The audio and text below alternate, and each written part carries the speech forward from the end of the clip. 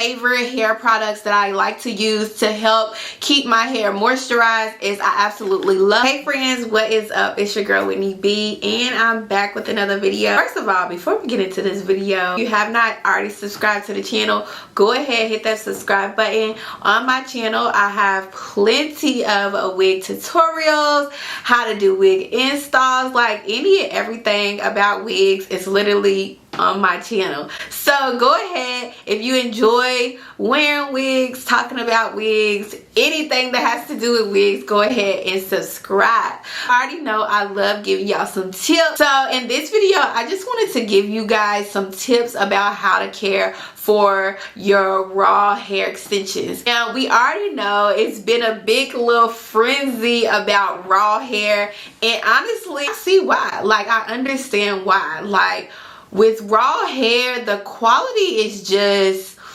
top notch, especially if you have some really great raw hair. I've tested out so many different raw hair vendors, even tested out fake raw hair vendors. Also tried many different origins to Cambodian, Vietnamese, Indian, and with trying the different hair origins, I definitely have some pros about some as well as some cons. However, the one thing that I would say is true all across the board is you have to really take care of your raw hair extensions. So with raw hair, it is literally what it says is raw hair that is coming from someone's head. They're literally cutting it off, and of course they are sanitizing the hair if you go to the right vendor, and they're literally sending you the hair. Now there's different types of raw hair. You can have single donor hair, or you can have like a mixed blend. So with all raw hair, you have to literally maintain it and really take care of it like you would do your own hair. In this video, I just want to give you guys a few tips on how to care for your hair and a few of my favorite products that I like to use on my raw hair wigs. So this is one of my custom units that I have in today, and as you see, the hair is bomb. It's super bomb. I always stress to my clients is you have to treat your raw hair just like you would do your real hair. Now, if you don't take care of your real hair, that's probably one of the reasons that you might like wearing wigs, is because your real hair is damaged. And I hate to say it, I'm not trying to say it in a mean way, and honestly I'm one of those ones. I recently just started like maintaining and taking care of my hair underneath my wig. Like, before I was taking care of my hair was dry, it was brittle, it was breaking off, and I was like, oh my gosh, why is my hair not growing? But steadily throwing it back in a ponytail and throwing on my wig. And it was just like, okay, Whitney, if you want your hair to be soft, if you want your hair to grow, like, you have to take care of it.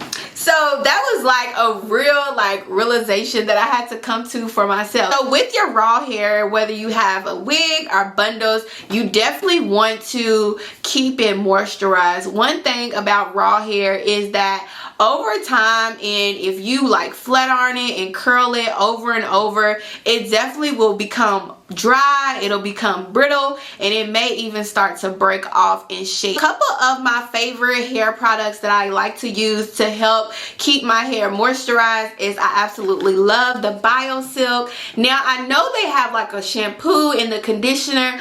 I don't really use the shampoo, but I definitely, and as you can see by the bottle, it's almost gone, but I got some more coming in. But I definitely love the BioSilk. I feel like it makes your hair super soft, super silky, and oftentimes when I am doing my own wigs, or wigs for clients, I use the BioSilk before I curl as well as after. Now, one thing about the BioSilk is you don't need a lot. Like, a little bit goes a long way. Another thing with raw hair is that if, especially Indian hair, if you are out a lot and maybe it rains or it's kind of humid outside, just like our normal hair would do, raw hair can sometimes get frizzy. So what I like, this is the Giovanni, and this is the Frizz Be Gone serum, and I absolutely love this. I purchased this one from TJ Maxx, but you could probably purchase it from Amazon as well.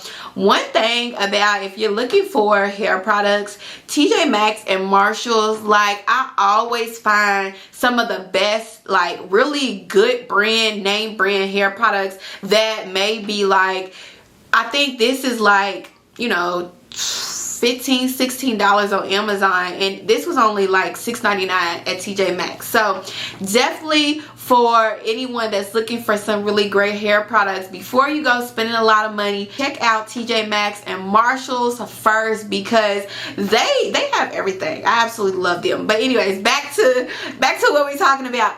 But this Frizz Be Gone is really good. There's another frizz serum that I like to use. I don't have it here, but it is the Fantasia.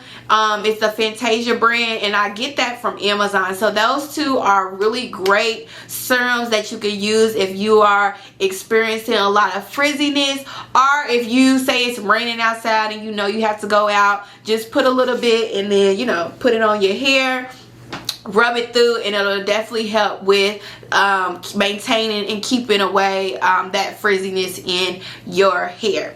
So let's talk about washing and conditioning. I've used so many different conditioners, from the really high-end brands to, you know, lower-end brands, and my favorite brand to use is Bedhead, and I absolutely love this. Sometimes I do both wash and condition my hair, but sometimes I just do a co-wash in between washes, and I use the Bedhead every time. And when I tell y'all, my hair comes out so soft, silky, smooth, like Bedhead is the truth.